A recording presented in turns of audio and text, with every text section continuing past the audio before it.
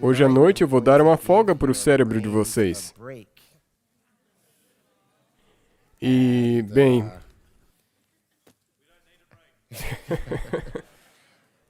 eu vou compartilhar com vocês o meu testemunho. Então, vocês não vão ter que usar muito a cabeça, vocês apenas terão que sentar e ouvir. Bem, mais ou menos. Porque nós vamos sim usar um pouco da Bíblia. E vocês vão ter que pensar um pouquinho. Mas eu quero compartilhar com vocês como o Senhor me chamou. E então eu chamei meu sermão de... O meu testemunho, na verdade, eu tenho alguns títulos para ele, mas para hoje à noite chamaremos ele de O Vingador de Sangue.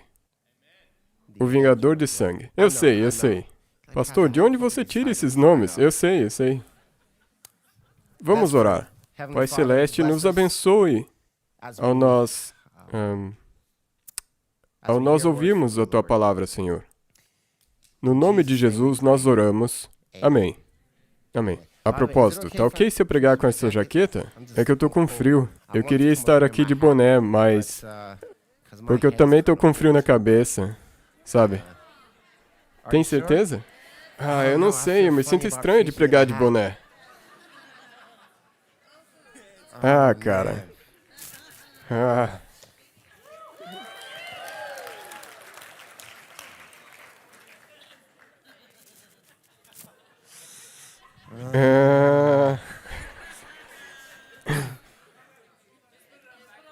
O quê? Virar para trás?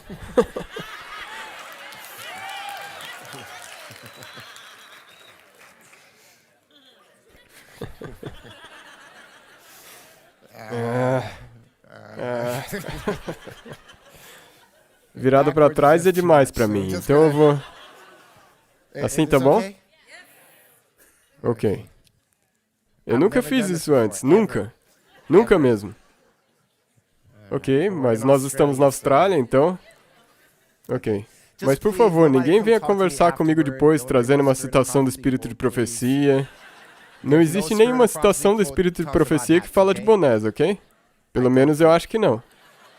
Acho que não. Ok. Certo. Então, onde é que eu estava? O Vingador de Sangue. O Vingador de Sangue. Ok. Então, nós vamos conhecer hoje uma pessoa fictícia, mas a história é verdadeira. Pelo menos a dimensão dessa história, ela é uma história verdadeira. E eu vou apresentar um personagem fictício e uma história fictícia, mas vocês vão entender depois. Eu quero que vocês conheçam o Jael. O Jael, ele mora em Canaã e ele é uma daquelas pessoas que estiveram no deserto com o povo de Israel quando ele era pequeno. E agora ele se estabeleceu em Canaã, formou uma família, uma bela esposa, filhos e... Ah, não tá dando para ver meu rosto? Ai.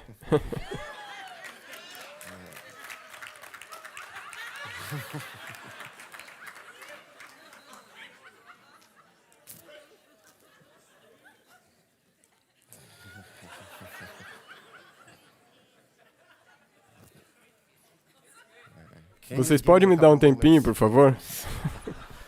Para mim isso está realmente difícil. Ok. Então,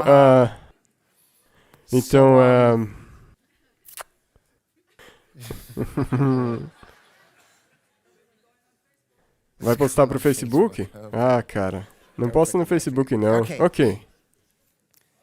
Sim? Uma touca? Vamos tentar a touca. Ah, é uma touca marrom, não é muito da hora, não. Desculpa.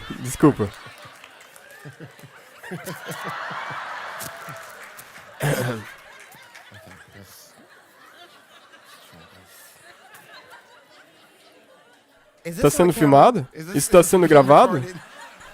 Ai. Assim tá bom? Jogaram vários tipos de touca aqui pra mim. Ok, desculpa, eu não quis ofender o dono daquela touca marrom. Sei lá. Eu acho que eu vou ter que começar de novo. Ok, tá. Pai Celeste, por favor, esteja conosco, Senhor. Ao ouvirmos a Tua palavra, eu oro em nome de Jesus. Amém. Então, Jael tem uma família, uma esposa, crianças, e ele tem um bom emprego. Mas um dia, uma coisa acontece. O impensável. Jael está trabalhando, e enquanto ele estava trabalhando, um acidente bizarro acontece. E Jael acaba acidentalmente matando um homem. E ele sabe o que vai ter que acontecer. Ele corre para casa e começa a contar para sua esposa o que aconteceu. E a esposa dele e os filhos imediatamente começam a chorar porque eles sabem o que vai acontecer. Eles sabem que Jael deveria fugir para o que na época era chamado de uma cidade de refúgio. Uma cidade refúgio. Quem estiver com a Bíblia, eu gostaria de convidar que venha comigo para o livro de Deuteronômio, capítulo 19. Deuteronômio, capítulo 19. Deuteronômio 19, e eu vou começar a ler a partir do verso 1. E a Bíblia diz aqui o seguinte: quando o Senhor teu Deus desarraigar as nações, cuja terra te dará o Senhor teu Deus, e tu as possuíres e morares nas suas cidades e nas suas casas, 3 cidades separarás no meio da terra que te dará o Senhor teu Deus para a possuíres. Preparar-te-ás o caminho e os termos da tua terra que te fará possuir o Senhor teu Deus. Dividirás em 3, e isto será para que todo o homicida se acolha ali. E este é o caso tocante ao homicida que se acolher ali para que viva. Aquele que por engano ferir o seu próximo a quem não odiava antes, como aquele que entrar com o seu próximo no bosque para cortar lenha e pondo força na sua mão com o machado para cortar a árvore, o ferro saltar do cabo e ferir o seu próximo e este morrer, aquele se acolherá a uma dessas cidades e viverá, para que o vingador de sangue não vá após o homicida, quando se enfurecer o seu coração, e o alcançar por ser cumprido o caminho, e lhe tire a vida, porque não é culpado de morte, pois não o odiava antes. Portanto, te dou ordem, dizendo, 3 cidades separarás. A Bíblia estabelece esta regra, que se uma pessoa matasse outra pessoa ignorantemente por acidente, ele deveria fugir para uma dessas cidades de refúgio. Agora, a Bíblia diz aqui que existiam 3 cidades de refúgio, mas depois mais 3 cidades foram adicionadas, então no total eram 6 cidades de refúgio listadas no livro de Josué. E uma pessoa que matou alguém deveria correr para aquela cidade. E por quê? Para que o vingador de sangue não o perseguisse. Quantos aqui já estão familiarizados com esse conceito? O vingador de sangue, a palavra hebraica para vingador de sangue é a palavra Gaal, que significa o parente mais próximo. Então, o parente mais próximo tinha, em essência, permissão para procurar vingança contra aquela pessoa que matou o seu parente. Então, eu gostaria que vocês imaginassem como que seria para Jael ter matado esse homem acidentalmente, e daí ele, por exemplo, um dia iria para o mercado e alguém chegaria até ele e diria, o seu nome é Jael? E ele diz, sim, sou eu. E essa pessoa então tira uma faca e enfia nele. Era isso que o vingador de sangue podia fazer. Então Jael, pense só, ele não sabe quem é a família desse homem que ele matou. Ele não sabe quem é o parente mais próximo. Ele estaria nesse estado de vigilância o tempo inteiro. Então, vocês podem agora entender o porquê que Jael teria que fugir para uma dessas cidades de refúgio. Falando dessas cidades, a Bíblia diz no verso 3 de Deuteronômio 19 o seguinte. Diz o seguinte: prepararás um caminho e dividirás os termos da tua terra que o Senhor teu Deus te dará como herança em 3 partes, para que todo homicida possa fugir para lá. Um caminho deveria ser preparado para que toda pessoa que estivesse fugindo para salvar sua vida pudesse ter acesso fácil a essas cidades de refúgio. É dito que placas de identificação eram colocadas ao longo do caminho para que o homem ou a mulher que estivesse correndo para salvar sua vida não tivesse que parar para descobrir para que lado era a cidade de refúgio. Os sinais deveriam apontar o caminho para as cidades de refúgio. Haviam 6 cidades de refúgio.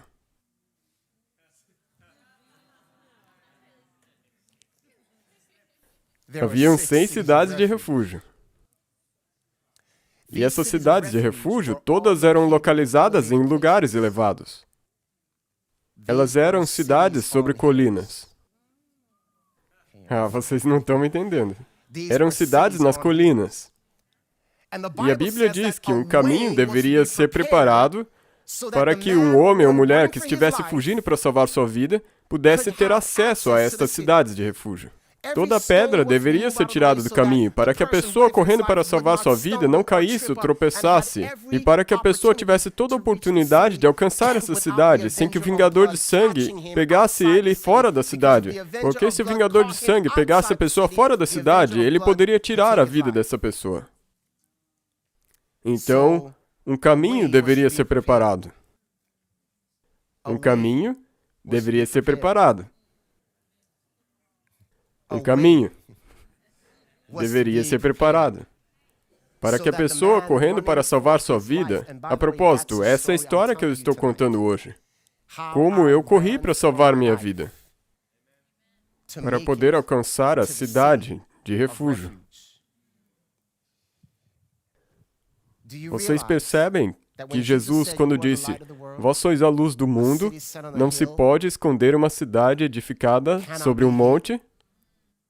Vejam, amados, Deus nos chamou para ser aquelas placas no caminho, apontando para as cidades de refúgio. Vocês deveriam ser uma placa para que as pessoas correndo para salvarem suas vidas não tenham que parar e ficar se perguntando. Vocês entenderam agora?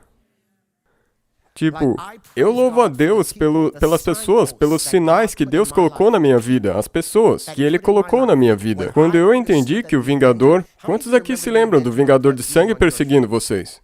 Você se lembra quando você percebeu pela primeira vez, eu tenho que fugir para salvar minha vida. Eu tenho que conseguir chegar até aquela cidade de refúgio, que a propósito aponta para Jesus Cristo. As placas de sinalização na minha vida foram sinais muito claros. Eu não tive que parar e ficar tentando descobrir. Eu não tive que parar para tentar discernir. Amados, como placas de sinalização, nós precisamos mostrar sinais claros de quem nós somos e de onde a cidade de refúgio é.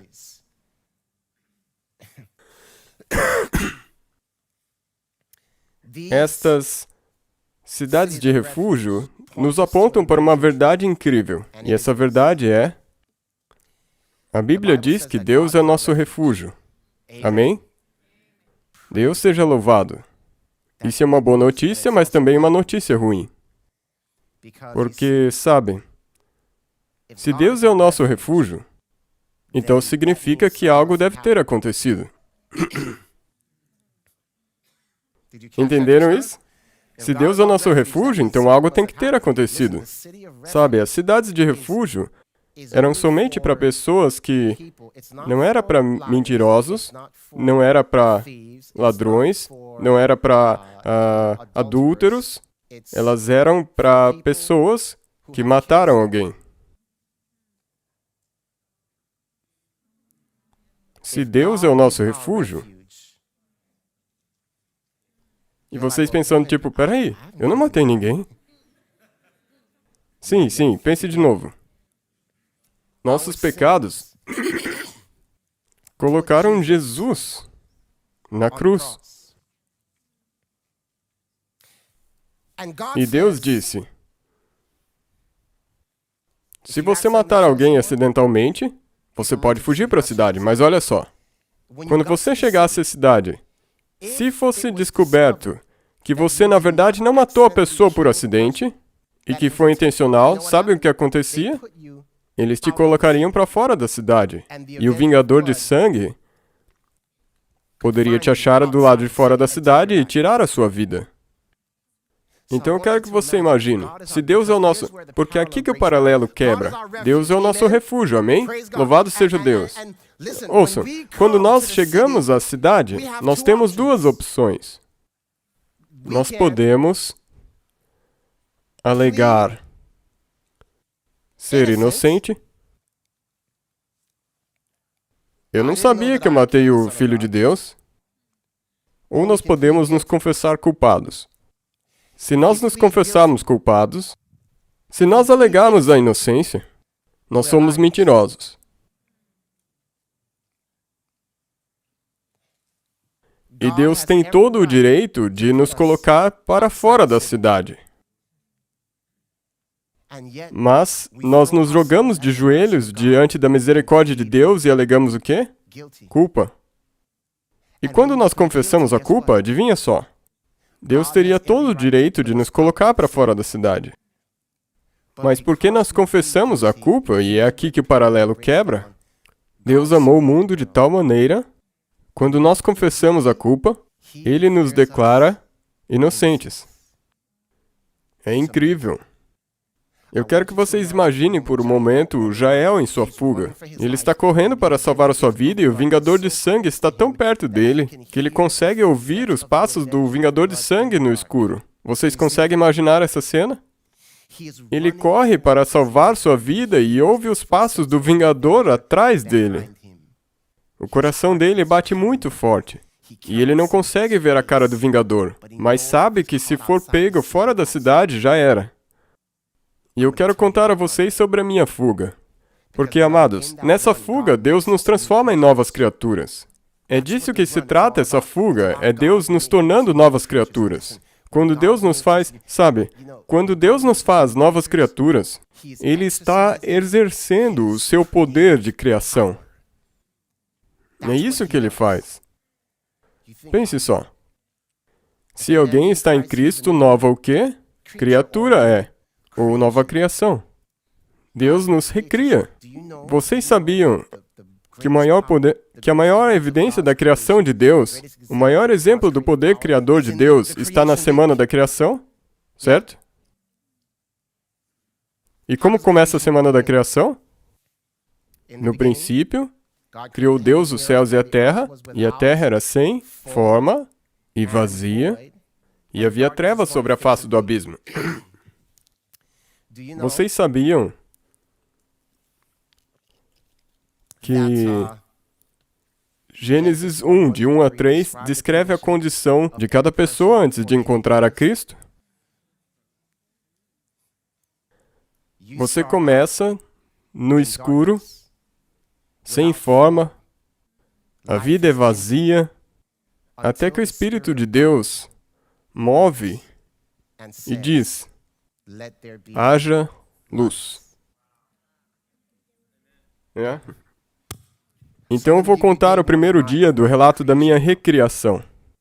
Eu nasci na Jamaica, e não que a Jamaica seja um lugar de escuridão, sem forma e vazio. Mas eu nasci na Jamaica, os meus pais não eram cristãos, e a extensão da minha experiência religiosa, como criança, é que eles me deixaram ser batizado como católico, porque eles tinham um amigo que era um sacerdote católico e disse que eu deveria ser batizado. Porque, sabe, Deus queima os bebezinhos. Meu pai era militar, e eu sou um dos 4 filhos. Eu sou o filho número 3. Meu irmão mais novo tem 11 meses a menos do que eu, e meus irmãos mais velhos são 7 e 9 anos mais velhos do que eu. E mesmo nós não sendo religiosos e não indo à igreja, eu olho para trás e posso perceber Deus trabalhando na minha vida, trabalhando nas nossas vidas, mesmo quando nós não o conhecíamos, porque é assim que Deus é. Alguns exemplos que eu comumente compartilho é que, por exemplo, quando eu era um bebezinho muito pequeno, quando eu nasci, eu tinha pele muito clara, eu parecia que era branco. Uma pele muito, muito branca. Então, e vocês podem estar se perguntando, pastor, o que isso tem a ver com a história? Um dia minha mãe decidiu ir à praia, me levou à praia, e ela estava lá com um tio meu e alguns outros membros da família. Meu pai não estava lá, mas nós estávamos todos lá na praia e eu no meu carrinho de bebê. E minha mãe entrou na água e pensou que o meu tio estava cuidando de mim. E meu tio entrou na água e achou que minha mãe estava cuidando de mim. E então, nenhum deles estava cuidando de mim, mas uma outra pessoa estava cuidando de mim. E minha mãe estava na água e algo disse para ela para se virar. E quando ela se vira, tudo o que ela pode ver é que o meu carrinho de bebê estava desaparecendo no horizonte. Eu estava sendo raptado. Não fiquem com medo, eu estou aqui.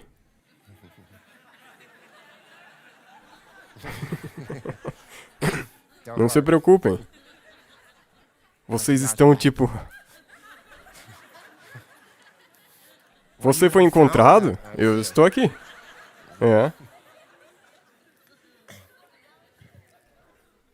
Então, minha mãe começa a gritar e meu tio pula e sai da água e corre atrás das pessoas que estavam me raptando e ele pega essas pessoas que estavam me levando, era um casal, e eles disseram que estavam me levando para dar uma volta. Eu nem podia andar.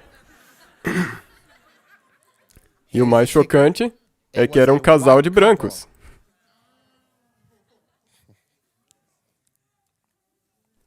Eu frequentemente me pergunto o que eles fariam depois de descobrir que pegaram a criança errada.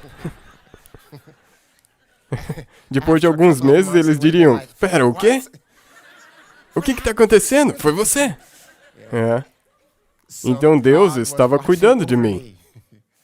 Deus estava cuidando de mim. Quando eu tinha 5 anos de idade, a propósito, meu pai estava no exército, e servir o exército na Jamaica significa estar frequentemente em conflito com as pessoas do local e os traficantes e algo aconteceu que meu pai teve que ir para algum lugar e minha mãe, meus irmãos e eu estávamos todos em casa.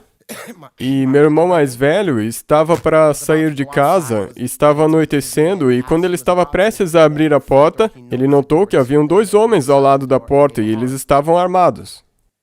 Então, essas pessoas tinham vindo à nossa casa para basicamente exterminar a nossa família. E meus vizinhos de cada lado notaram o que estava para acontecer e aconteceu um grande tiroteio e, pela graça de Deus, nenhum de nós se feriu. E meu pai, quando ele voltou, disse, ok, nós vamos embora.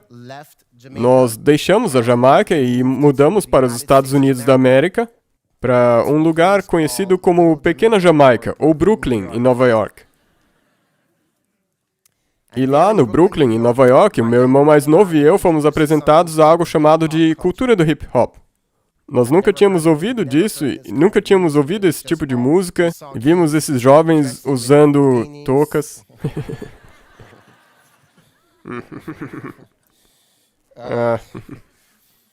Sabe, todo esse estilo de roupas e músicas que nós nunca antes tínhamos ouvido. E nós ficamos totalmente hipnotizados por isso, e eu quero compartilhar algumas razões pelas quais isso se tornou uma coisa tão importante nas nossas vidas. Quando eu vim da Jamaica, eu tinha algumas coisas que acreditava ser desvantagens.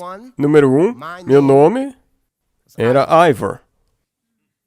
E todas as outras pessoas tinham nomes normais. Então, para mim, o pior dia da escola era geralmente o primeiro dia de aula. Porque o diretor o professor fazia a chamada, e à medida que ele passava pelos nomes, Tom, presente, Michael, presente, Tina, presente, e daí ele chegava no meu nome. E o que eu via era o seguinte.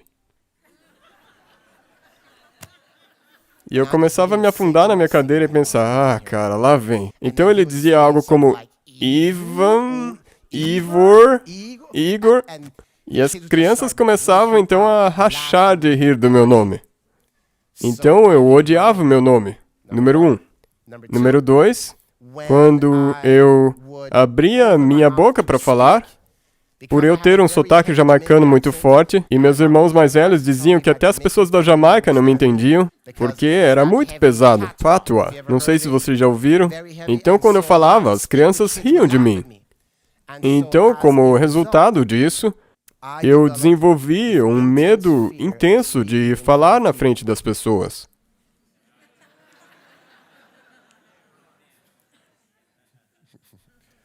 E se alguém está em Cristo... Então, quando o professor me convidava para ler na frente da classe, eu ficava de pé e não saía nenhuma palavra, porque eu sabia que as crianças ririam. E dava para ver minhas mãos literalmente tremendo de medo de falar em público. Então, o meu irmão e eu descobrimos que a melhor maneira com a qual nós conseguiríamos fazer amigos era através de música. Então nós começamos a ir mais fundo nessa coisa de música hip hop e break dance, girando de ponta cabeça e fazendo todas essas coisas que nós nunca antes tínhamos visto. Nós começamos a fazer essas coisas e fazer novos amigos. E minha primeira experiência religiosa veio quando eu tinha 12 anos. Eu tinha acabado de conhecer uma prima que tinha vindo da Inglaterra. O nome dela era Susan. E... foi a primeira vez que eu encontrei ela. Nós passamos o verão de 1986 juntos e nós imediatamente nos demos bem. Mas o que nós não sabíamos sobre a Susan, na época eu tinha, tipo, 12 ou 11 anos, alguma coisa assim, e a Susan talvez por volta de 14. O que o meu irmão mais novo e eu não sabíamos sobre a Susan é que ela era cristã. Então, sabe, ela nos falava volta e meia sobre a Bíblia, e sobre coisas de religião, e nós, ok. Porque, lembre-se, nós nunca íamos à igreja. Nunca fomos à igreja. Nem mesmo no Natal, nós nunca íamos à igreja. Então, um dia, os meus pais estavam no trabalho, e era de manhã, e eu e meu irmão de pijama, e conversando com a Susan, blá blá blá, e ela começou a nos contar da Bíblia. Mas essa manhã foi um pouco diferente das outras vezes, porque ela começou a nos contar de um livro chamado de Apocalipse. E quando você tem 12 anos de idade, e você nunca leu a Bíblia antes, e os seus pais não estão em casa, e alguém começa a te contar de uma besta saindo da água, e outras coisas desse tipo, isso pode vir a ser uma experiência muito traumática. Mas daí ficou pior ainda, porque ela começou a nos contar de uma coisa chamada de marca da besta. E... deixa eu fazer uma pausa aqui e dar um pouco do contexto para vocês entenderem. Naquele verão, em 1986, eu acredito que tinha acabado de ser lançado um filme sobre um menino que era da Inglaterra. E esse menino descobre que é ele que é o anticristo. E ele tem o número 666 escrito na testa, e todo mundo que descobre a identidade dele acaba morrendo uma morte misteriosa, horrenda, super longa, prolongada, dolorosa e do tipo que ninguém gostaria nunca de ter. Tipo ser atropelado por um carro e ainda não morrer, e sai um corvo do nada e começa a bicar o seu olho. E eu sentado e vendo isso e pensando, nunca quero saber o que é a marca da besta, nem quero saber quem é o anticristo. E aqui estava minha prima dentro da minha casa me dizendo, eu sei o que é a marca da besta. Vocês querem saber o que é a marca da besta? E eu e meu irmão olhamos um para o outro como que pensando, vai ser hoje que a gente morre. É nisso que a gente estava pensando. A vida acabou. Naquele tempo não tinha celular, não tinha como entrar em contato com o papai e a mamãe. Nossa vida acabou, nós estamos para morrer. E, tipo, eu me lembro que sabe, na minha cabeça eu estava tentando dizer não, mas a minha boca disse sim. E eu tipo, como que isso aconteceu? Então, minha prima começa a me contar e ela diz, ok, existem algumas empresas que fabricam sabão. E nesses pacotes de sabão tem um símbolo, que tem um círculo com a meia-lua e a cara de um homem dentro. E isso é o que é a marca da besta. E eu e meu irmão, tipo, oh, nós vamos morrer, nós vamos morrer. E minha prima, vocês têm uma caixa de sabão aqui em casa? E eu, tipo, sim, Susan. E ela disse, onde? E eu, tá no porão. Então ela disse, vamos. Então lá fomos nós, descendo aqueles degraus rangendo. E como trilha de fundo, eu ouvia uma música de terror. E eu tipo, nós vamos morrer, nós vamos morrer, nós vamos morrer. Então nós chegamos até o porão, e então eu apontei para a caixa de sabão, e então eu e meu irmão começamos a andar para trás. E ela foi até a caixa de sabão, pegou a caixa, virou, e ela olhou e virou para nós e disse, aqui está! Então eu e meu irmão fomos, vimos o círculo com a meia-lua e a cara de um homem dentro, então nós demos um pulo, nos viramos, corremos para fora da casa, de pijamas, gritando e chorando, até o meio da rua, esperando por algum prédio cair, ou algum caminhão, ou corvos, ou o que quer que fosse acontecer. E pensando, ela não pode nos pegar, ela não pode nos pegar. E nós chorando, e minha prima morrendo de rir. Ela estava se matando de tanto rir. Então, foi assim que a Bíblia me foi apresentada.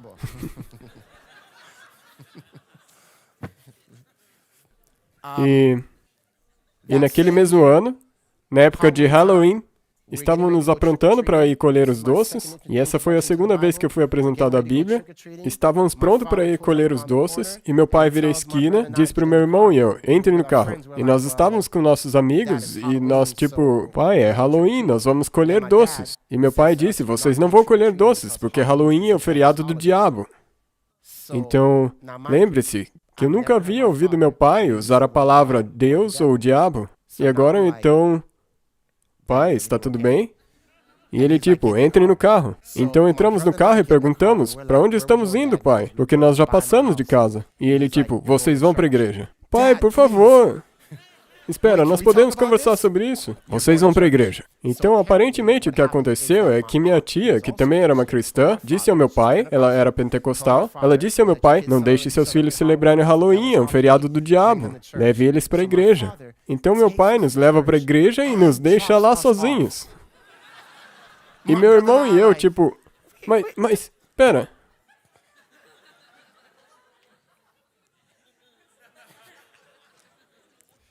Então nós entramos na igreja e eles estavam passando um filme chamado A Cruz e o Punhal. E eu me lembro que enquanto eu assistia esse filme, eu pensei comigo mesmo, o quê? Esse cara, Jesus, pode transformar criminosos em pessoas boas? Eu me lembro de ter pensado nisso, e eu me lembro que eu pensei, eu acho que eu gostaria de conhecer esse Jesus um dia. E assim que o filme acabou, é como se esse pensamento foi embora da minha mente e nunca mais eu pensei nele. Deus estava lançando as sementes. E naquele mesmo ano, eu tinha um tio que começou a ensinar artes marciais para o meu irmão e eu. E ele era alguém grande nisso de artes marciais. E o meu tio treinou com... Eu vou contar isso para vocês depois. Então esse era o nosso tio preferido, alto nas artes marciais e tudo mais. E um dia, eu me lembro que nós estávamos conversando e nós conversávamos sobre muitas coisas, mas principalmente artes marciais. E um dia nós estávamos conversando e meu tio disse, sabe, eu acabei de aprender que o 7º dia é o sábado. E eu olhei para o meu tio como que, por que você está me contando isso? Foi como, uau, sanduíche de manteiga de amendoim, geleia, comendo, e o sábado é o 7º dia. E eu como que, sério? E ele disse, sim, e eu acho que eu vou começar a guardá-lo. E eu como que, E foi pronto. Foi assim que foi a conversa.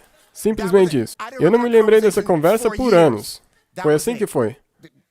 E a vida continua. E eu cheguei à nona série, e na nona série, sabe, eu descobri que eu poderia mudar o meu nome. As pessoas faziam piada com Ivor toda hora. Então, na nona série, agora está na nona série, eu vou mudar meu nome. Chegar na nona série, o ensino médio, qual que é o seu nome? Meu nome? Paixão.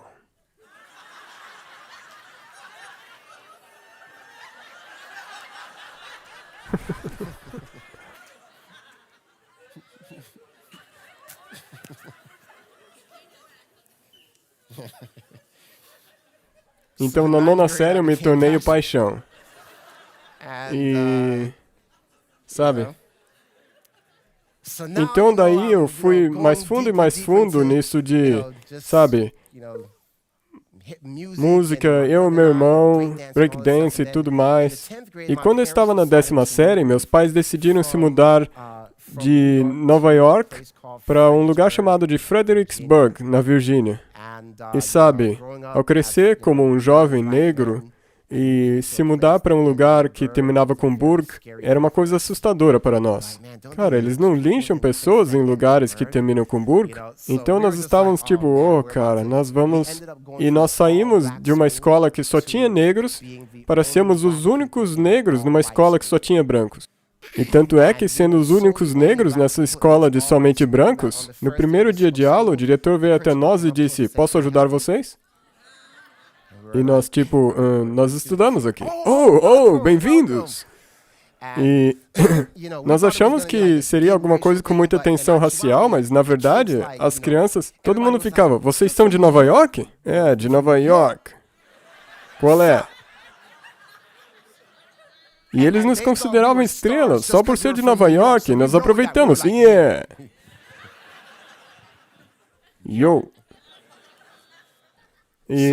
ao mesmo tempo, tinha um outro cara que tinha acabado de se mudar de Brooklyn, Nova York, chamado de Little Sean. Nós chamávamos ele de Sean, o nome do meu irmão é Sean. E o dele também, mas ele era mais baixo, então chamávamos de Little Sean. E ele gostava de hip hop, assim como nós, e nós imediatamente nos tornamos melhores amigos. E nós começamos a entrar em concursos de talento. E em cada um desses concursos que nós participávamos, nós acabávamos ganhando em primeiro lugar. E as pessoas começaram a nos dizer no ensino médio, vocês vão ser famosos, vão chegar longe. E sabe, nós realmente queríamos ficar famosos e ter sucesso antes de se formar no ensino médio, para que nós nem tivéssemos que ir para a faculdade, apenas ser ricos. Mas isso não aconteceu, então lá fomos nós para a faculdade. Então, quando eu fui para a faculdade, eu fui para a Universidade Estadual da Virgínia, e o meu irmão foi para a Virginia Union, e o Little Sean veio para a Universidade Estadual comigo. Então, agora indo para a faculdade, eu mudei meu nome. Porque, sabe, paixão era muito de ensino médio. Era coisa de ensino médio. Não ensino médio. Então, em 1990, e essa era do hip-hop, e tudo sobre, sabe, os dashicks, aquelas camisas e aqueles colares coloridos, e tudo gira em torno de os negros. Então, quando eu cheguei à Universidade Estadual da Virgínia, ninguém me conhecia, e eu, Até que alguém viesse, ei, cara, qual é o seu nome? Qual é o seu nome, cara? O meu nome? África. Me chame de África. Então agora eu era África naquele campus, sabe? Uma faculdade só de negros, e eu, África. E eu, aquele o África. Sabe quem que ele é? É o África. Certo? Então agora eu era o África. E...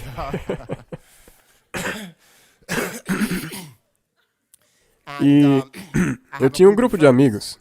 E nós, tipo, nos encaixamos, e, sabe, provavelmente entre 30 a 40 de nós. E nós tínhamos um nome para esse grupo, sabe, nós tínhamos uma equipe, e o nome da nossa equipe era X-Men, dos gibis, X-Men. Então, nós não fazíamos nada além de passar tempo juntos, fumar, beber, festas e entrar em brigas.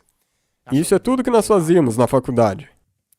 E sexta-noite nós íamos para a balada e geralmente era eu que nos envolvia em brigas. E o nosso grito de guerra era X-Men. Então se um de nós entrasse numa briga, era só dizer Yo, X-Men! E esse era o grito de guerra. X-Men! X-Men! Então, lá íamos nós. Briga. Sim. E eu sei que vocês estão. Você não, né, pastor? Sim. E nós entrávamos em brigas por todo tipo de coisas. Sabe, Deus, eu digo, Deus foi misericordioso nessa época da minha vida. Porque quando você tem 19, 18, você pensa que está no topo do mundo e que você tem tudo sob controle. E eu me lembro que eu estava no refeitório um dia e chega em mim um jogador de futebol americano, era briga por garotas, e ele tipo, cara, não sei o quê. E sabe, um jogador de futebol americano desse tamanho, sabe? E, sabe, naquela época eu tinha 18 anos de idade, não muito grande. Eu sou alto, mas não muito grande. Mas meu tio me ensinou artes marciais. E o meu tio, ele foi treinado sobre o William Chong, que era colega de classe do Bruce Lee, e ambos foram treinados por Ip Man. Então eu não tô nem aí pro seu tamanho, cara. Então ele fazendo a coisa dele e eu, que seja, cara. E nós nos afastamos e eu sentei com um amigo, na verdade o Little Sean, e ele tipo, o que foi? Esse cara aí, cara. E enquanto eu falava, eu ouvi um tumulto atrás de mim, eu me virei e aquele cara estava a toda velocidade vindo em direção ao meu pescoço. Isso no refeitório. Em direção ao África. Então eu pulei da cadeira e eu, não, ele não fez isso. E eu tomei minha posição de Bruce Lee e disse, o que foi? E quando eu percebi, o time inteiro de futebol americano estava do lado dele. E todo mundo vindo na minha direção. E eu tipo, ok, o Bruce Lee aguenta 20 pessoas ao mesmo tempo, sem problemas. Então eu pensei, talvez hoje não. E eu não corri, porque eu era o África. Então eu comecei a me afastar na minha posição de Bruce Lee, tentando avaliar a situação, sabe? E eu cheguei a uma parede, não podia mais me afastar, e o time inteiro pula em mim e os golpes começam. Não eu, eles. E eu na parte de baixo dessa montanha. E eu estava lá, literalmente. O que será que está acontecendo? Porque ninguém está tocando em mim? E eu senti que eu comecei a me mover. Eu estava bem no centro dessa pilha de pessoas dando soco em minha direção. E eu me senti em movimento e tinha uma porta do refeitório bem aqui. A porta abriu, eu fui colocado do lado de fora do refeitório, e a porta fecha, e do lado de dentro aquele caos. Pouco sabia eu sobre anjos. Para entender que minha vida tinha acabado de ser poupada. Não. O que eu faço? Eu vou para um orelhão e ligo para os X-Men. E eu tipo, nós temos um problema. E essa história eu termino por aqui. Então, é assim que nós vivíamos a vida. E quando eu estava... Na verdade, naquele mesmo ano, eu recebi uma ligação da minha prima Susan, que estava de volta nos Estados Unidos.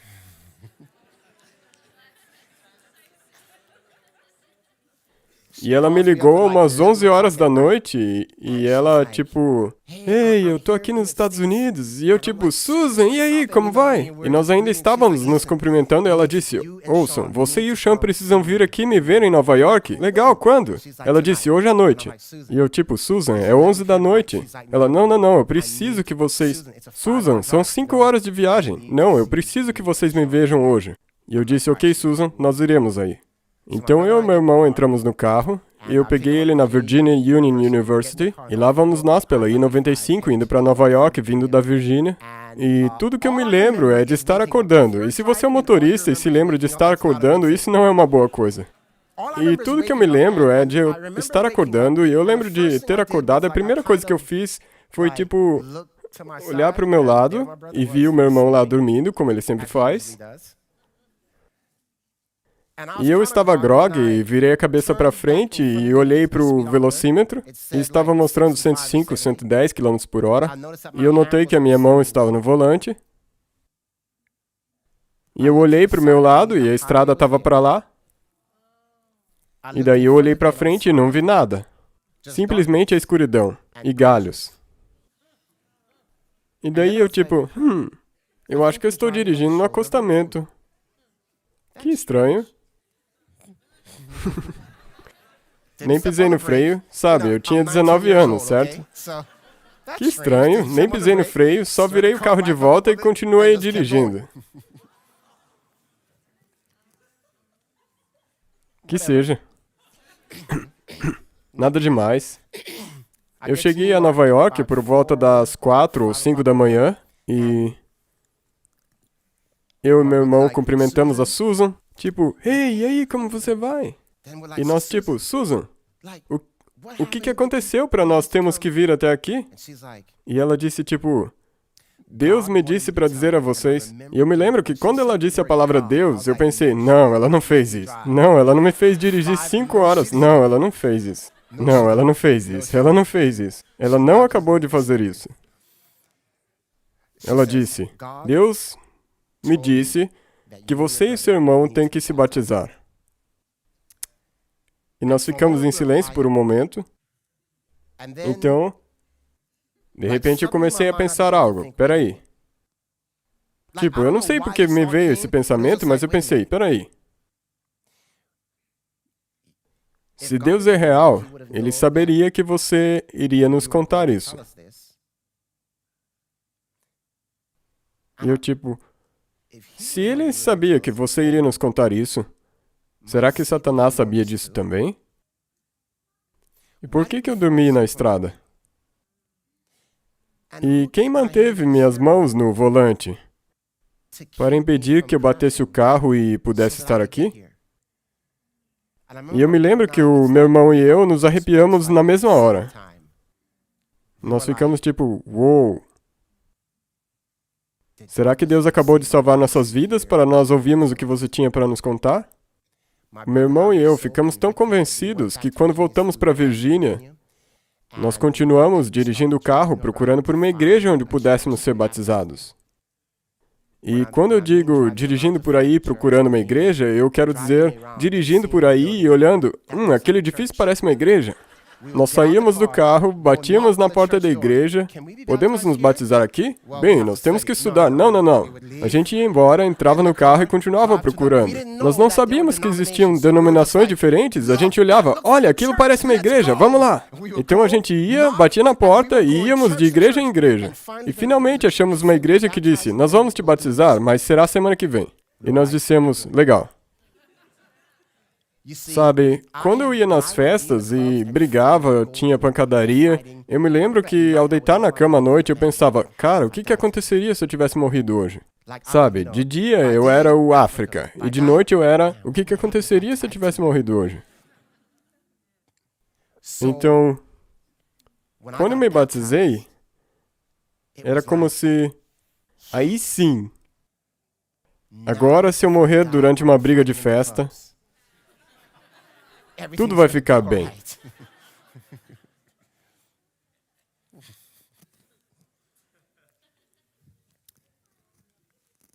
Uma noite, um amigo meu me ligou e disse, África, você tem que vir aqui ouvir essa música. Eu gostava de música house. Eu não sei se vocês conhecem o estilo da música house, é um ritmo muito pesado e hipnótico. E nós éramos muito envolvidos com a música e dança house. E ele me ligou e disse, você tem que vir aqui ouvir essa música. E eu fui à casa dele.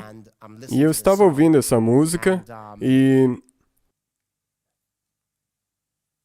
uma batida muito pesada e veio uma voz, a voz do diabo.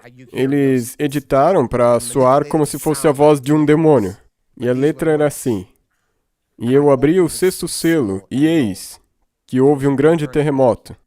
E eu tipo, isso soa como se fosse da Bíblia. E ele disse, eu acho que é da Bíblia. E por um motivo me apareceu uma ideia e eu falei, até mais. Eu voltei para casa e liguei para todos os X-Men e disse, ei, eu tive uma ideia. E eles, o quê? Por que a gente não lê o livro inteiro de Apocalipse hoje à noite? E eles tipo, ok. Eu não sei nem de onde nós tiramos aquela Bíblia, sério. Mas nós conseguimos uma Bíblia, pegamos nossa maconha, e a gente ficava tipo... A gente lia, passava maconha, passava a Bíblia, e eu tenho que confessar que a gente ficou bolado. A gente ficou tipo, o quê?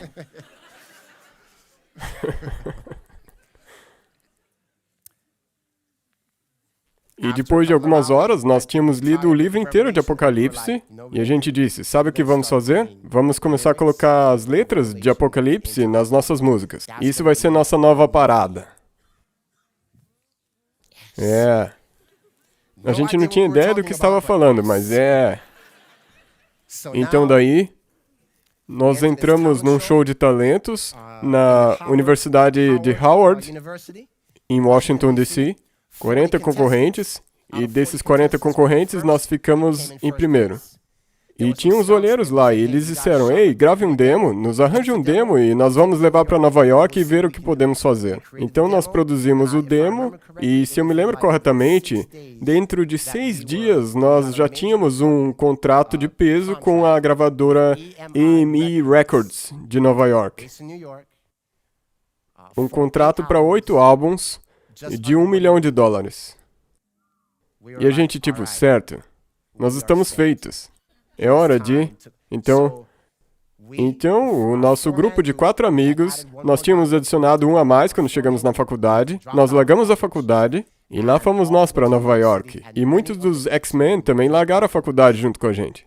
Porque quando nós conseguíssemos contrato, também conseguiríamos contratos para eles. Então eu quero que você imagine, tipo, 20, 30 caras com dreads. E a propósito, eu mudei meu nome mais uma vez.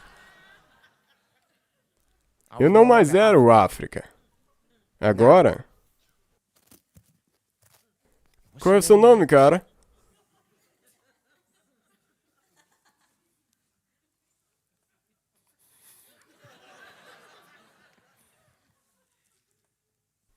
Yoda.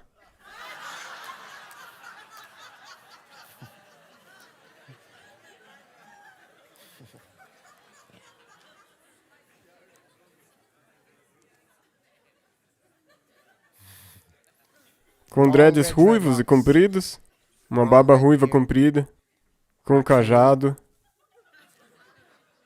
Qual é? Yoda. E o nome do meu irmão? Jedi.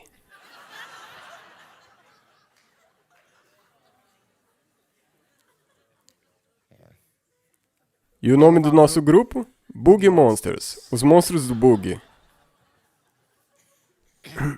Nós éramos muito ecléticos. E a nossa música era tipo como que... Não era música de gangster, mas era, sabe, muito abstrata. E vocês estão provavelmente... ok. Então, lá vamos nós para Nova York. E agora a gente estava tipo, conseguimos. Sabe, nossos pais não queriam que a gente largasse a faculdade, mas nós largamos. Nós dissemos, mãe, pai, é um contrato de $1 milhão. E eles disseram, vocês têm 6 meses. Se não der certo, vocês vão voltar. Ok, sim. E lá fomos nós. E pensando, nós não vamos voltar para a faculdade. E nós chegamos em Nova York e estávamos agora vivendo a vida. Festas, passando tempo com as pessoas da TV. E agora estávamos juntos com essas estrelas que antes nós só podíamos ver através da televisão. E foi aí que nós conhecemos um jovem. Deixa eu colocar em outras palavras. Foi aí que Deus disse, haja luz. Porque nós conhecemos um jovem que nós não sabíamos, mas ele era um adventista do 7º dia. E ele era um amigo de um amigo nosso. E na nossa casa nós tínhamos festas, as pessoas vinham, se confraternizavam a noite inteira. Tinha pessoas que a gente nunca nem tinha visto, sabe? Estávamos vivendo a vida. E uma noite, um amigo nosso trouxe um amigo dele à nossa casa. E ele tinha dreads como a gente, como um de nós. Então ele veio à nossa casa pela primeira vez e nós estávamos conversando. E nós estávamos falando sobre a nova ordem mundial. E como eles estão atrás dos negros. A gente estava, cara, tô dizendo, a nova ordem mundial. E cuidado com aquela caixa de sabão, cara, tô dizendo. Cara, tô dizendo, eles vão colocar, vão colocar essas marcas em nós, cara, tô dizendo. E a gente não quer isso, nós temos que compor rimas sobre isso. E esse amigo desse amigo nosso olha pra nós enquanto estávamos conversando, e ele tipo, que dia que vocês acham que é o sábado? E eu me lembro de pensar comigo mesmo. Lembre-se que eu não tinha nenhuma lembrança daquela conversa quando eu tinha 12 anos. E eu me lembro de ter pensado, ok, aqui estamos nós tendo uma conversa importante sobre um tema realmente bíblico, e aqui está o seu amiguinho querendo saber que dia é o dia de descanso. É o domingo, todo mundo sabe disso. E nós dissemos, toca aqui, toca aqui. Que seja, cara, de volta à nossa conversa séria. Aquelas caixas de sabão, cara, tô dizendo, a marca da besta, mano. Cuidado com aqueles círculos, cara, eu vou te contar. E ele continuou ali e disse, pensa de novo. Então nós ficamos tipo, pensar de novo? Do que seu amigo tá falando, cara? Qual que é o primeiro dia da semana? E a gente tipo, domingo. E daí ele perguntou, qual que é o sétimo dia da semana? E a gente ficou tipo, domingo?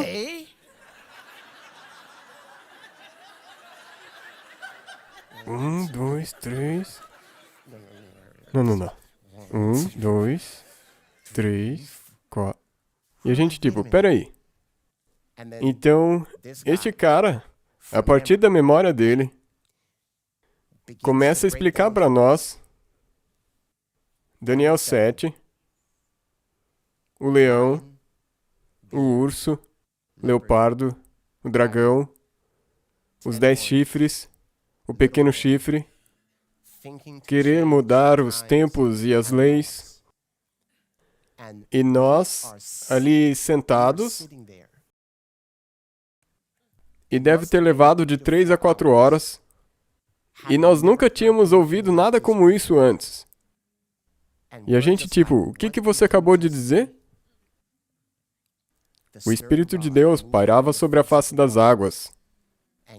E Deus disse, haja luz. Eu nunca tinha ouvido nada como... Eu era cético de todas as religiões. Isso é tudo uma invenção, você é o que é porque nasceu lá. Muçulmano porque nasceu num país muçulmano. Cristão porque nasceu num país cristão. Então, essas coisas aí, não. E quando ele explicou essas coisas, e eu lembrei da história que aprendemos na escola secular, Babilônia, Medo-Pérsia, Grécia, Roma. E a partir dessa noite, quem viesse até aquela casa, iria encontrar de 20 a 30 de nós, às 2, 3 ou 4 da manhã, lendo a Bíblia, com a nossa maconhinha. Deus estava trabalhando em nós, por etapas. E nós estávamos tipo, peraí. Então, finalmente nós perguntamos, quem é você, cara? Ele disse, eu sou um adventista do sétimo dia. Um quê? O que é isso? Então a gente disse, ok, nós vamos para a igreja com você nesse sábado. Então eu quero que você imagine...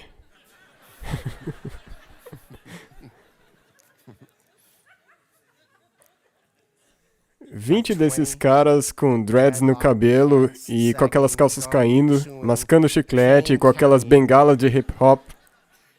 20 de nós, entrando numa igrejinha pequena lá em Laurelton, no Queens. Vocês deviam ver a cara das pessoas.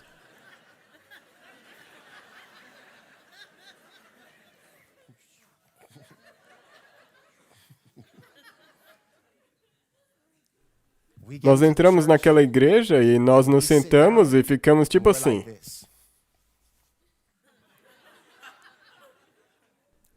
E o pastor começa a pregar. Amados, lembrem-se de que o sétimo dia é o sábado. Como é que é? Vocês ouviram isso?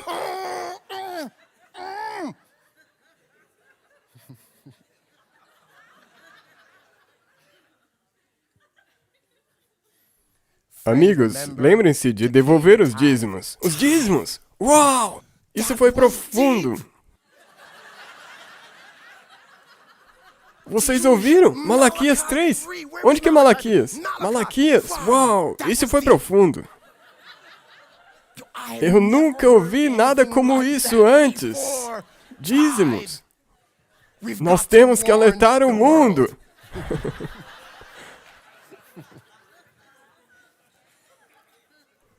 E qualquer coisa que o pastor dissesse, nós pirávamos. A gente tava tipo, pra mim já era. Já era. Jesus é Deus? Pra mim já era. E eu tava tipo, não. Mas daí nós ficamos confusos, porque todas as outras pessoas estavam assim.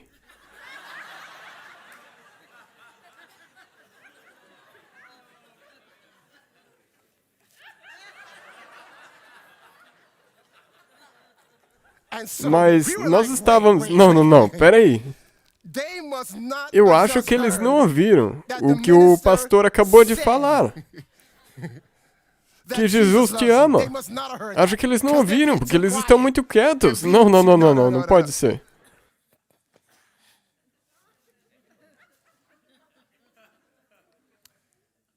Isso foi há 20 anos atrás. E nada mudou. Nada mudou. Não?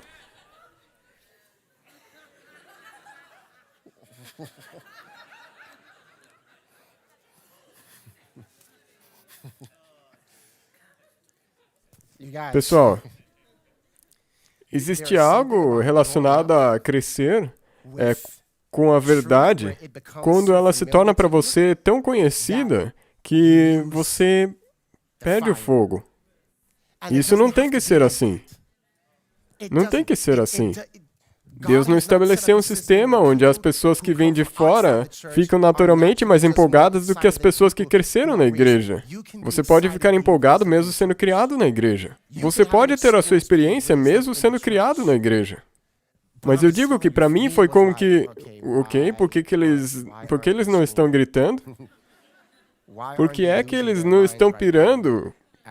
Por isso que ele acabou de dizer? Eu nunca ouvi nada como isso. O que está acontecendo? Eles estão vivos? Deixa eu contar. Nós não sabíamos que o Adventismo do sétimo dia era uma igreja. Nós apenas pensamos que esse cara, esse nosso amigo, talvez era um profeta. Ou talvez que ele era o próprio Jesus, porque a gente estava tipo, mano, ninguém conhece a Bíblia como esse cara. Ele deve ser o Messias e nós somos seus discípulos. Não mexa com ele. Mexa com ele para ver o que vai acontecer. Porque a gente não sabia, sabe? A gente estava tipo, quem conhece a Bíblia como esse cara? Ninguém. Ninguém. E daí a gente tipo, ele faz parte de um movimento, os Adventistas. E daí a gente tipo, ok. E deixa eu contar. Cara. Então... Nós ficamos tão empolgados que nós vamos pegar as 3 mensagens angélicas e colocar nas nossas letras de hip-hop. Então, aí nós começamos a estudar por conta própria e acontece que tinha uma livraria adventista perto de nós, na mesma rua. Na mesma rua. E aquela loja de livros adventistas se tornou minha segunda casa.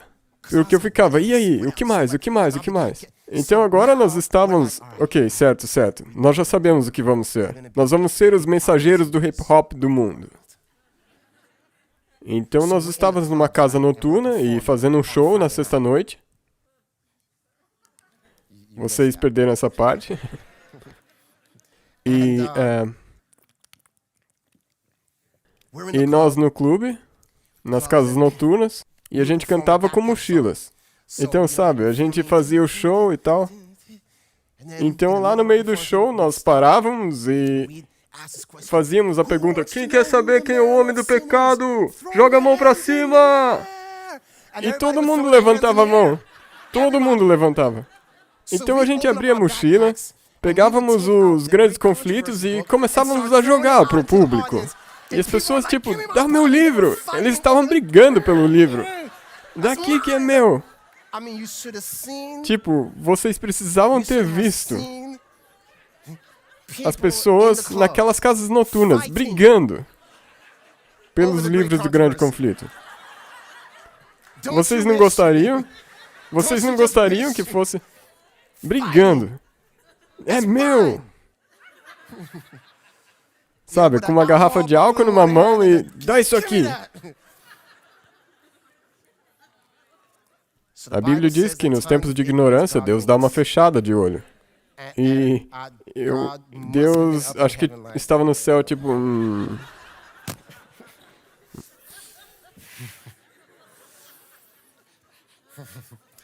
Anjos, vão lá. Vão lá com eles. Eles não sabem o que estão fazendo. Vão. Abençoem eles. Guardem eles. Nos tempos de ignorância, Deus dá uma fechada no olho. Deus fecha o olho. Então, nós acabamos... Então, às vezes, nós tínhamos garotas que... Sabe como é na indústria da música? Sabe? Garotas. Sabe? É. E às vezes, sabe, depois do show, sabe? Ei, podemos ir pro quarto com vocês? Você quer ir pro quarto conosco? É, ok. Você pode vir pro quarto com a gente. Então, íamos pro quarto e, me desculpe, mas acompanhe. Íamos pro quarto e então entrávamos no quarto, trancávamos a porta e, bum, abram suas Bíblias. Vamos lá. Vamos lá, vamos lá. Não. Senta aí. Certo. Daniel, capítulo 2. Nós temos a noite inteira. Daniel 2. Começa com a cabeça de ouro. E, sabe, nós estávamos muito... Eu estou dizendo, a gente estava muito empolgado. A gente estava muito empolgado. E o que acabou acontecendo é que quase todos nós nos batizamos na igreja adventista. E... Então, nós estávamos tipo, é isso, mano. É isso. Tipo, eu fiquei assustado ao começar a estudar o adventismo, porque fazia tanto sentido. E antes eu ficava, mas religião não faz sentido. Eu entendo, mas não faz sentido. Mas com isso eu ouvi, pra mim não tem jeito de escapar. Pra mim não tem como escapar. Então, e nós nos batizamos e Deus tem um senso de humor. Sabem quando a Bíblia diz que Deus fez separação entre as águas? É quase como se Deus começasse a dizer a mim. Ele começou a me guiar para um lugar onde Ele me tiraria dessas coisas com as quais eu estava envolvido. E Deus tem um senso de humor porque eu me batizei numa igreja em Kingsborough, na igreja adventista de Kingsborough, em Nova York. Era uma igreja onde todo mundo era negro. E a igreja em Laurelton, onde eu inicialmente comecei a frequentar também, era só com negros. Então eu pensei que o adventismo era um movimento de negros.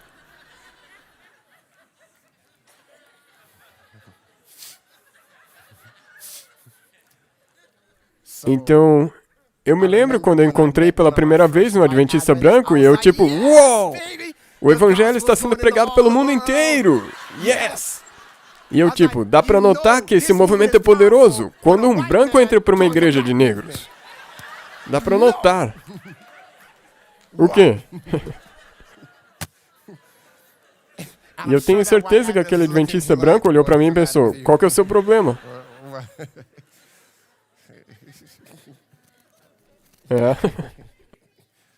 Então, cara, sabe? Uau. Eu nem sei que horas são. Eu nem sei por quanto tempo eu já falei. Eu nem terminei meu testemunho. Acho que a culpa é dessa touca. Acho que é a touca. O quê? 10 minutos? Uau, isso é cruel. Desculpa.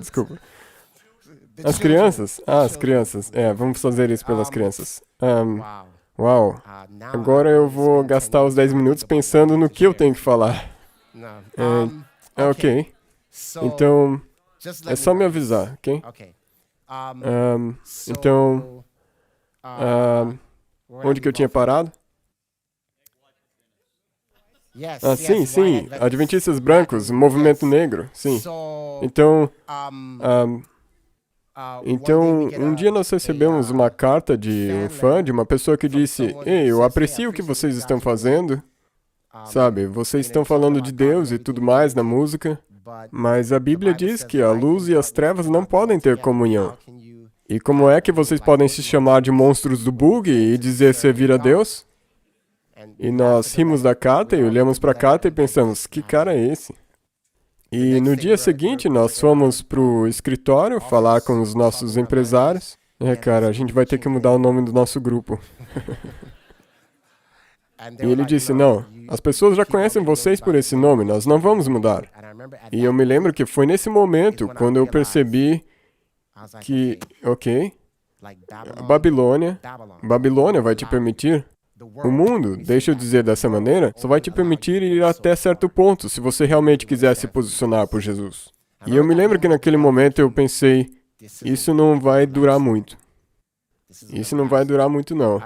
E eu me lembro de ficar frustrado, porque a gente estava nas casas noturnas e distribuindo grandes conflitos e tudo mais, e nós ficávamos, tipo... literalmente, nós ficávamos tipo, saiam das casas noturnas. Deixem as casas noturnas, sabe? Se Deus viesse hoje e vocês estivessem aqui, o que aconteceria? Sabe? É o sábado.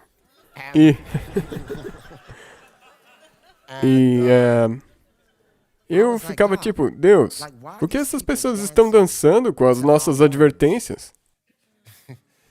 Sabe, nós estamos tentando dizer, Babilônia caiu e eles estão dançando com as nossas advertências. E eu ainda me lembro de Deus me dizendo, você não pode chamar as pessoas para que saiam de Babilônia se você ainda está na Babilônia.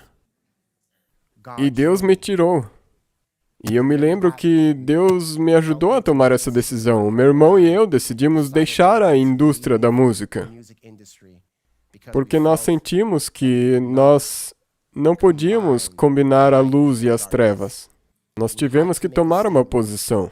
E o meu irmão e eu decidimos que nós tínhamos que deixar. Deus fez a separação entre as águas, dia 2. Estão me acompanhando? E a Bíblia diz que no dia 3 Deus criou frutos.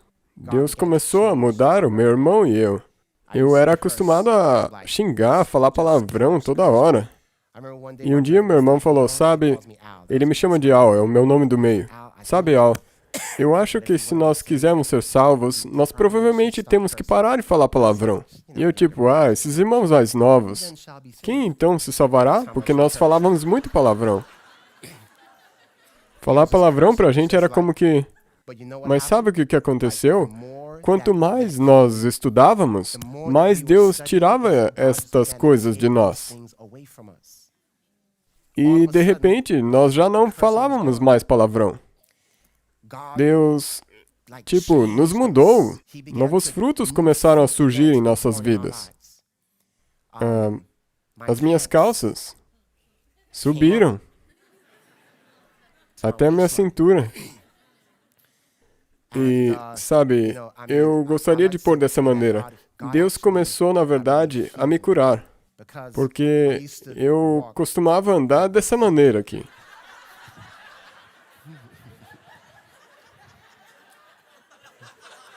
Como se tivesse algo de errado com a minha perna. E quando eu entreguei minha vida ao Senhor, eu pude andar direito de novo. Eu conseguia andar normal. É como se tivesse sumido. Foi embora. Deus nos mudou. Ele mudou o meu palavreado. Ele cortou. Eu cortei todos os laços. E eu acabei indo trabalhar no supermercado e ganhando R$5,50 por hora, de um contrato de $1 milhão. E meu irmão começou a trabalhar para o governo, segurando essas placas de pare e em construções. E as pessoas o reconheciam e... Ei, esse não é o Jedi? Jedi? O que você está fazendo aqui? E as pessoas vinham no supermercado e me viam e... Yoda? E nós orgulhosamente dizíamos, sim, nós desistimos daquilo por causa de Deus. Nós não tínhamos vergonha nenhuma. Nenhuma vergonha. E no dia 4, a Bíblia diz que Deus criou os luzeiros, o luzeiro maior e o menor. Deus trouxe nova luz à minha vida e o luzeiro maior, a palavra de Deus, a luz menor, o espírito de profecia. E eu digo, quando eu comecei a ler o espírito de profecia, para mim foi moleza. Ela é profeta. Foi assim. Foi assim. E eu comecei a estudar a Bíblia, a luz maior, eu comecei a estudar a Bíblia como nunca antes. E eu passava horas e horas e horas estudando. Um pouco de contexto para vocês poderem entender. Quando eu comecei a estudar a Bíblia, eu não tinha ninguém para me dizer, tipo, ok, é assim que você deve estudar a Bíblia. Então, eu tinha, tipo, essa página totalmente branca. E Deus, eu creio que falou comigo na minha língua. Um artista de hip hop sempre está tentando encontrar uma nova maneira. Ninguém quer dizer algo que alguém antes já disse, eles chamam isso de morder. Não morda. Então nós crescemos com esse conceito, não pegue nada de ninguém, não diga a mesma coisa da mesma maneira. Então nas nossas letras nós podíamos dizer a mesma coisa, mas de uma maneira totalmente única. Então quando eu abri a Bíblia, não era como se eu estivesse tentando ver as coisas de uma certa maneira. Essa era simplesmente a maneira como minha mente operava. Então, Deus me mostrava as coisas e eu pensava, essa é uma interessante maneira de ver o sábado. Essa é uma maneira diferente de ver esse verso. Foi assim que Deus começou a trabalhar comigo. E eu não sabia na época, mas Ele estava me treinando para fazer o que eu estou fazendo agora. Eu não tinha ideia nenhuma, eu simplesmente mostrava, olha, isso daqui que interessante. Eu compartilhava com as pessoas e eles diziam, peraí, como você achou isso? Porque está escrito ali? O que foi? O que foi que eu fiz? Então, Deus começou... Eu estava consumindo a palavra dele dia e noite. E um dos motivos era porque depois que o meu irmão e eu nos batizamos, os nossos pais acharam que nós estávamos loucos. Nós não queríamos que vocês largassem a faculdade, mas vocês largaram e vocês conseguiram esse contrato. Começaram a aparecer na MTV, no Soul Train, e estamos felizes por vocês, mas agora vocês dizem que estão largando disso por Deus? Vocês estão loucos. Nós vamos orar por vocês. E meus pais que nem iam à igreja começaram a orar por nós. E eles começaram a tentar debater conosco o porquê de aquilo que nós acreditávamos era estúpido, tolo e nós éramos parte de uma seita. E por 3 anos eles tentaram nos convencer de que nós estávamos loucos. E depois desses 3 anos eles desistiram e se batizaram. O que me leva ao 5º dia da criação, quando Deus criou os peixes. Jesus disse, me sigam, e eu vos farei pescadores de homens. Pescadores de homens. Sabe, quando eu entreguei minha vida para Deus, e eu estudava e eu orava, sabe, e Deus começou a fazer... Eu não sabia que Deus me chamaria para o ministério. O meu maior medo era falar em público. Como artista de hip hop, eu me escondia atrás da música, atrás de uma fachada, eu podia ser o Yoda, África. Beleza, cara, seja o Yoda agora, seja o Yoda. Mas estar ali na frente e falar? Não, cara, não é esse quem eu sou. Mas foi exatamente isso que Deus colocou no meu coração. Deus colocou um fogo no meu coração que eu não podia conter. Na verdade, minha vida no passado foi tão bagunçada. Eu me lembro de contar... Eu acho que eu nunca compartilhei isso com ninguém. Talvez eu já compartilhei, mas eu acho que não. Eu vou compartilhar 2 histórias que eu nunca contei. O primeiro testemunho que eu já dei, eles tinham aberto um espaço para testemunhos, e eu me lembro que foi numa das igrejas em Nova York, e eu me lembro que eu fui até a frente da igreja, e eu comecei a falar sobre ser apresentado ao Adventismo do 7º dia. E então eu comecei a chorar, porque eu disse o seguinte, Satanás sabia que se um dia eu entregasse minha vida a Deus, eu iria querer pregar.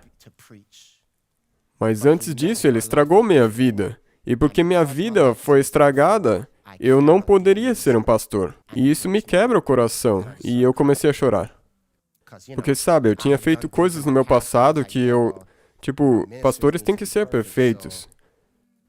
E então, quando eu desci do palco, as pessoas vieram e me falaram, sabe, irmão, se Deus te chamou ao ministério, você pode ser um pastor. E eu, tipo, como você ousa?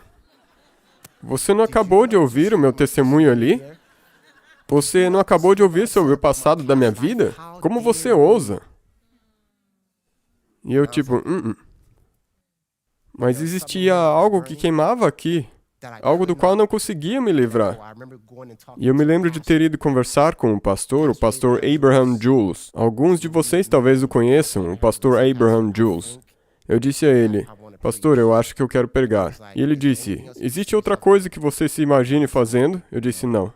E ele disse, se existe qualquer outra coisa que você se imagine fazendo na vida, faça. Mas se não existe nada além disso, Deus está te chamando para o ministério. E eu fiquei tipo, acho que Deus está me chamando para o ministério.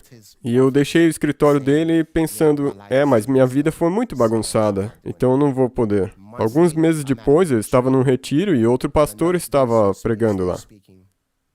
E eu não conseguia tirar isso do meu coração, e eu fui falar com ele, e eu comecei a contar todas as razões pelas quais eu acreditava que Deus estava me chamando para o ministério, e todos os motivos pelo qual eu não podia. E ele ficou me ouvindo tipo assim. E eu nunca vou me esquecer, ele disse para mim bem assim. Que fazes aqui, Elias? E eu fiquei tipo...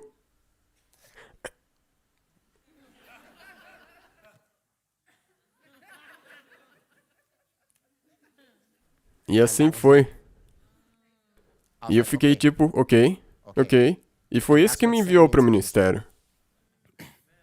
Eu fiquei tipo, certo. Eu não conseguia me livrar daquele fogo. Eu não conseguia me livrar dele. Cara, sabe, eu me sinto mal agora, porque eu me prendi no meu testemunho e... Não coloquem isso no Facebook, ok? Porque eu esqueci totalmente de concluir toda essa história do Vingador de Sangue. Porque vocês ficaram me... E eu, tipo, peraí. Ai, cara.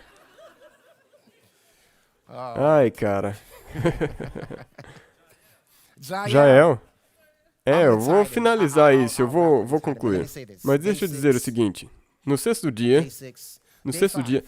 No quinto dia, eu fui pregar e minhas tias e sobrinhas e primos, principalmente as tias mais velhas, sabe? O Al vai pregar, a gente devia ir lá. E eu tipo, sim, eu vou pregar, venham me ouvir. E eles vieram à reunião, eu preguei, e depois de umas semanas, eles se batizaram. Deus começou a usar o meu irmão e eu para alcançar nossa família, meu pai, minha mãe, meu irmão, a mulher do meu irmão. Deus começou a nos usar como pescadores de homens. E no sexto dia, a Bíblia diz que Deus criou o homem à sua imagem. E eu acredito que esse processo de recriação, Deus estava me recriando à sua imagem. E Ele também me deu uma noiva, a Tonte. E aqui se completa o meu testemunho. Só mais uma coisa. O sétimo dia. Deus quer nos selar com a sua imagem. E é por isso que todos nós precisamos estar no sétimo dia quando Jesus voltar. Em qual dia você está? Essa é a pergunta. Em qual dia você está? Então, olha, eu posso finalizar essa história do Jael? Eu tenho que finalizar essa história. Eu vou fechar a Bíblia, eu vou fazer de cabeça. Essa foi a minha fuga para a cidade. Essa foi minha fuga. E eu me lembro de chegar à cidade e ver, Senhor, nossa, essa é a cidade. Olha. Ouça. Eu aprendi tanto sobre Adventismo em 3 meses que quando eu via um adventista de cabelo grisalho, eu queria fazer quase que nem João, me curvar e adorar. Porque eu pensava, tipo, se eu estou nisso já há 3 meses e você parece estar aqui já há anos, que coisas você então não deve saber? E eu quase que... Então eles, tipo, você podia explicar isso de novo? E eu, o quê? Eu? E eu pensava, tipo, cara, os adventistas são as pessoas mais profundas, cada um deles. Bum!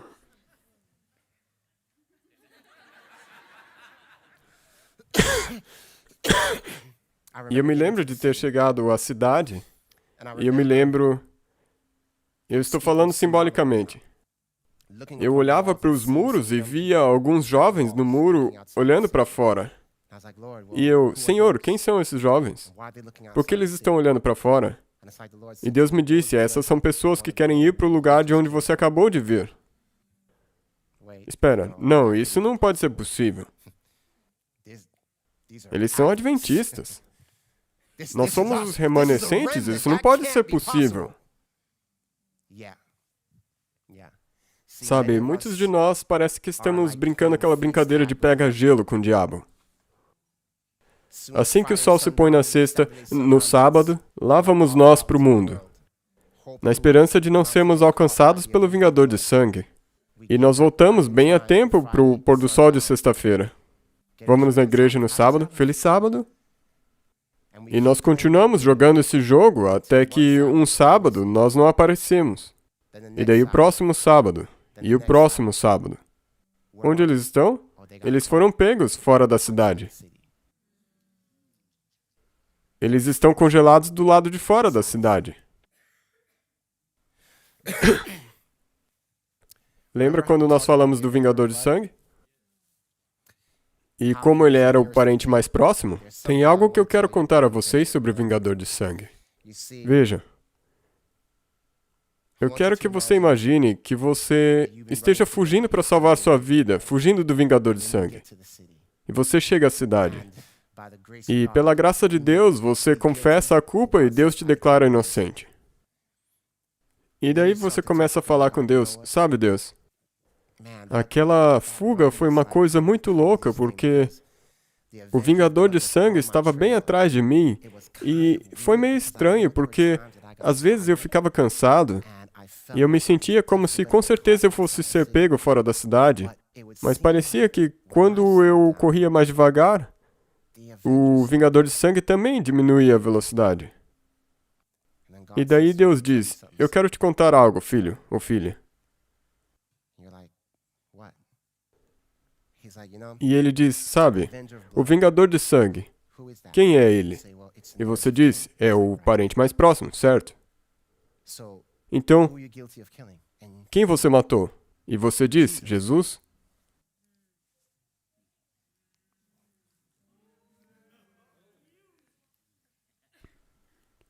Espera um pouco. Deus, você está me dizendo que era você quem estava correndo atrás de mim? Uau! Quem é o parente mais próximo de Jesus? O Pai?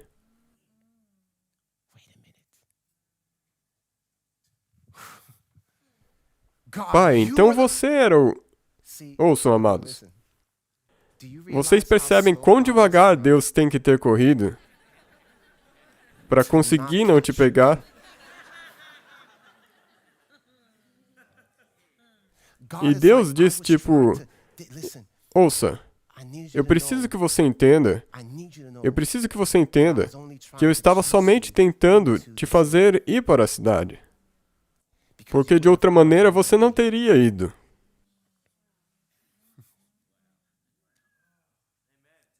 Mas eu não consegui ver seu rosto.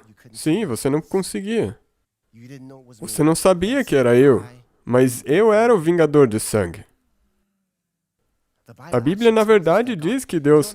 Sabe, em Isaías 54, a Bíblia diz, com um pouco de ira escondi minha face de ti, mas com benignidade eterna me compadeci de ti, diz o Senhor teu Redentor. E essa palavra, Redentor, é a palavra hebraica Ga'al, o parente mais próximo.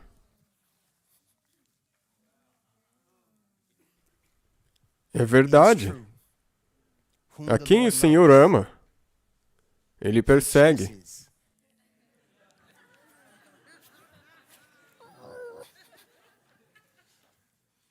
Aquele que o Senhor ama, Ele persegue.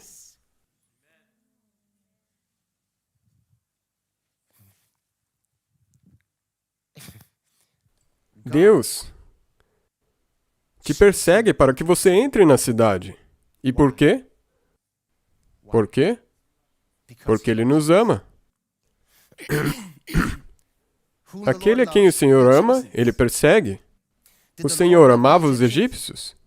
Sim, Ele amava. Como nós sabemos isso? Porque Ele os perseguiu.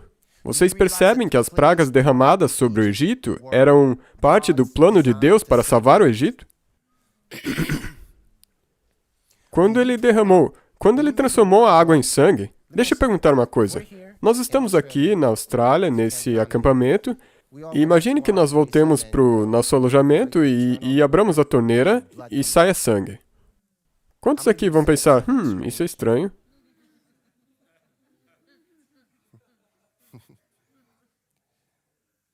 Vocês provavelmente não pensariam isso. Vocês diriam, eu vou dar o fora daqui. É isso que vocês fariam, simplesmente isso. Quando Deus estava derramando essas pragas sobre o Egito, Ele queria que os egípcios desejassem algo melhor. Deus derramará pragas sobre as coisas que você ama, na esperança de que você chegue a um estado de desejar algo melhor. Ele vai fazer as festas se tornarem uma coisa repugnante para você. Os lugares que você costumava amar, de repente você começará, você começa a ver formas de demônios nessas festas e de repente você diz, eu vou dar o fora daqui. É isso que Deus vai fazer. É isso que Ele fez com o Egito. E como nós podemos saber que Deus amava os egípcios? Adivinhe só, quem que foi embora do Egito não foi somente os israelitas, mas uma multidão misturada. Houveram egípcios que disseram, eu quero algo melhor para mim. E as pragas cumpriram a tarefa de causar com que alguns egípcios pensassem, eu vou embora daqui, eu não quero mais isso. Então, amados, é isso que Deus faz com aqueles que Ele ama. Ele diz, ouça, aquele namorado que você tem, eu vou fazer o relacionamento ir muito mal. Aquele emprego, aquela namorada, eu vou fazer tudo isso dar errado. Por quê? Porque se eu não tirar isso de você, você perderá a sua salvação eterna. A quem o Senhor ama, Ele persegue. Você acha que Deus está te perseguindo para te matar, enquanto Ele está te perseguindo para salvar a sua vida? Então, olha só, eu vou finalizar. Eu estou no segundo nível. No final dos tempos,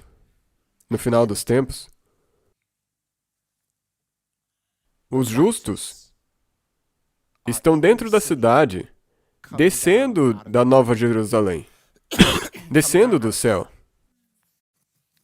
A questão é, como eles chegaram lá? Deus os perseguiu até lá. Deus os perseguiu até que eles entrassem dentro da cidade. E por que Deus os perseguiu para dentro da cidade? Ele os perseguiu para que entrassem na cidade porque Ele não queria os encontrar fora da cidade.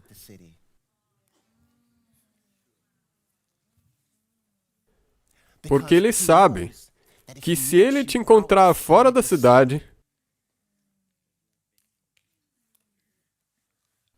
Ele terá que vingar o sangue de seu filho. Vocês podem imaginar isso? Deus, o seu Filho e o Espírito Santo estão conspirando para te salvar. Deus diz, ok, eu serei o vingador de sangue. Jesus diz, ok, eu serei o caminho. E o Espírito Santo diz, ok, eu o convencerei de que ele tem que começar a correr.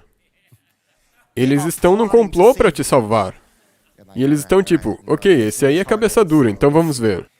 Vai ser assim, o plano é o seguinte. É um complô para te salvar. Ele não quer ter que te encontrar do lado de fora da cidade. Porque Ele te ama. A única pessoa que Ele deseja encontrar do lado de fora é Satanás e os anjos maus. E o meu apelo hoje à noite é muito simples. Fique dentro da cidade. E se você já não está na cidade, entre nela. Se você não está na cidade, é hora de correr, agora. Comece a correr. Pare de correr de Deus e comece a correr em direção à cidade.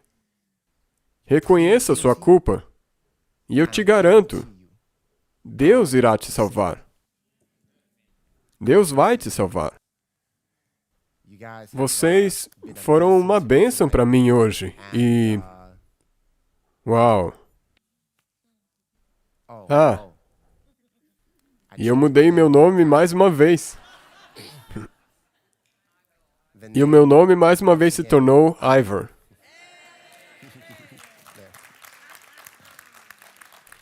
E eu não sabia disso, mas o nome Ivor significa arqueiro. E então, quando eu prego, eu gosto de me considerar como um arqueiro de Deus. Senhor, me ajude a tomar a Tua palavra e ajudar a atingir os corações das pessoas. Um arqueiro. E só mais uma coisa. Um dia eu estava estudando e vi que a letra que parece um X no alfabeto grego representa Cristo. E é por isso que a gente diz Xmas para Natal. E então eu pensei,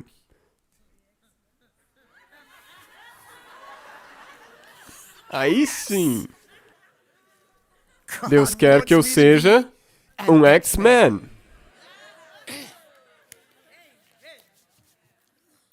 Nosso Pai nos céus, te agradecemos por falar conosco essa noite. Senhor, eu oro para que esse testemunho seja uma bênção para alguém.